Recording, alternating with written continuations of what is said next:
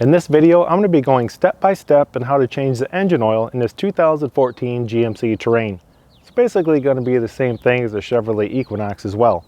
This has a 2.4 liter engine, so it's going to take 5 quarts of oil. So we'll go ahead, get this pulled up on the ramps, and get the oil changed and this vehicle back on the road.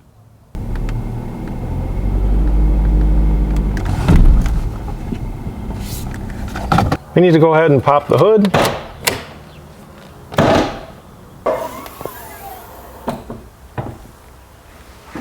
Going to lift up the dipstick a little bit. Then we're going to go ahead and take off the oil cap. That will allow the oil to drain a little faster. We're ready to loosen our drain plug and take it out. You need a container that's going to hold at least 5 quarts of oil. And I have a 15mm socket. You're going to turn counterclockwise to loosen this and take it out.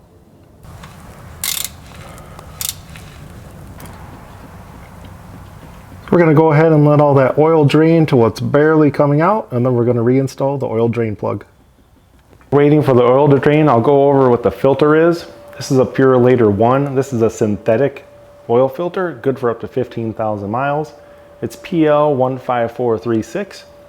And I'm also using full synthetic Valvoline oil. I only use synthetic oil in my vehicles because I can go about 5,000 miles between changes.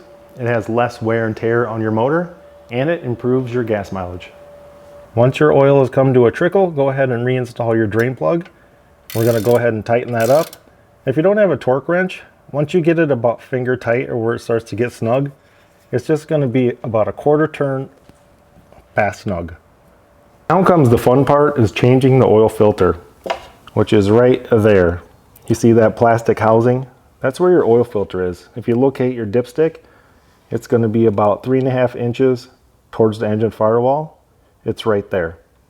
So if you've never done one of these before, I put a couple paper towels on the floor. You usually do spill a little bit of oil when removing one of these. Stuffed a couple paper towels around it. That'll help catch some oil that comes out there. And I just put some cardboard on the floor. Now most people are not going to have a socket to fit that. Don't quote me, but I believe it's like a 36mm. But most people do have a crescent wrench. And you can wedge the crescent wrench down in there like that, and you can get about a quarter turn at a time with a crescent wrench. Once you get about 2 to 3 turns with a crescent wrench, you can do the rest by hand. And the filter should stay attached to the housing. It should come out just like that. Inside your oil filter box, there's going to be a new O-ring, and that O-ring is going to go right here on your filter housing. So you can easily slip this off, slip the new one on before we put in our filter.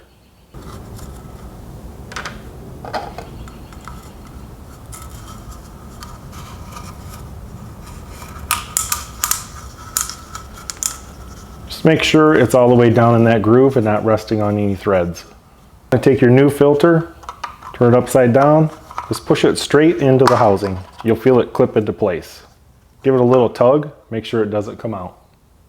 I put the filter and housing back in. I'm going to remove those paper towels. I just don't want any of that getting into the engine or getting into the threads of the housing. I've got the housing threaded halfway in. It's very important that you hand tighten this. There should be no resistance. It should thread in very easily. If you feel any resistance, you need to take it back out, straighten it out, make sure you do not cross thread it. If you thread that all the way in, you're going to feel it get tight by hand. Tighten it up as much as you can by hand, and then it's only about 1/8 of a turn.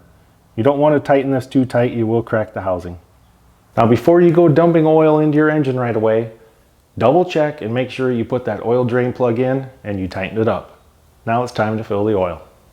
So the fill hole on this vehicle is very small, so a funnel like this is not going to work.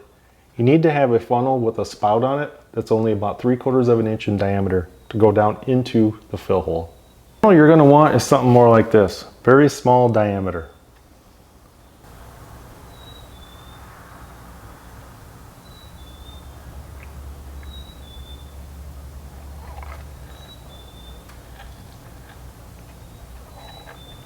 Put the oil cap on, put it on upside down so that when you tighten it, you'll be able to read it correctly.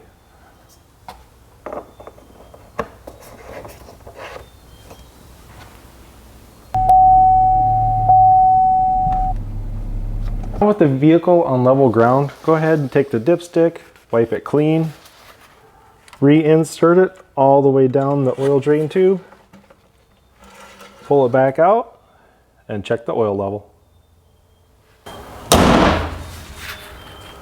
Now you may think you're done, but you need to reset that oil change light or the oil life monitor. So as you can see, we just changed the oil, but it says change engine oil soon. We need to get that reset.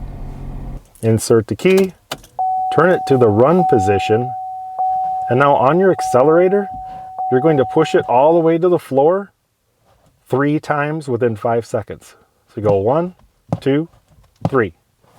Then you're going to shut the key off, pull the key out, and that's going to reset it. Now the second way to reset your oil life monitoring system, insert your key, turn the key to the run position, do not let it start. As you can see, we have change engine oil soon coming up. Over here in the vehicle info section, you're going to hit menu twice. And you see how it says remaining oil life 0%. Come back over here, you see this set clear button. You're going to hold down set and clear, and that's going to ask, are you sure you want to reset?